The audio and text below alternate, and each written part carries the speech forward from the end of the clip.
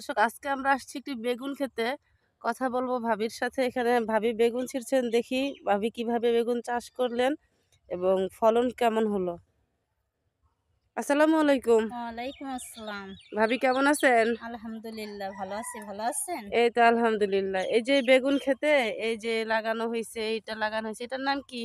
বেগুনে যে পোকাটা ছিদ্র করে দেয় সেই পোকা দমন করার জন্য।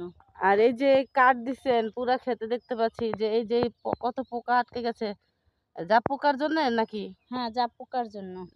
এই জমিতে গাছ তো দেখতে পাচ্ছি খুব সুন্দর। এইখানে এই গাছের কি কি সার প্রয়োগ করছেন বা কোন সারটা বেশি প্রয়োগ করছেন জমিতে? জৈব সারটা বেশি প্রয়োগ করছি।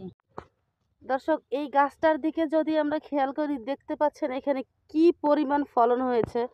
আসলে আমরা যারা কৃষক আছি আমাদের মধ্যে কিন্তু ভুল ধারণা থাকে। ধারণাটা হচ্ছে জৈব সারে ফলন দেয় না, জৈব সারে ঘাস বেশি হয়, রাসায়নিক সারের মতো জৈব সারে কাজ করে না। এটা কিন্তু মানে ভুল ধারণা সম্পূর্ণই। দেখেন এই ক্ষেত্রটাতে কিন্তু ওনারা রাসায়নিক সারের পরিবর্তে জৈব সার মানে কেঁচো সারটাই ব্যবহার করেছেন এবং একটা গাছের ফলন দেখলে অবাক করার মতো ফলন।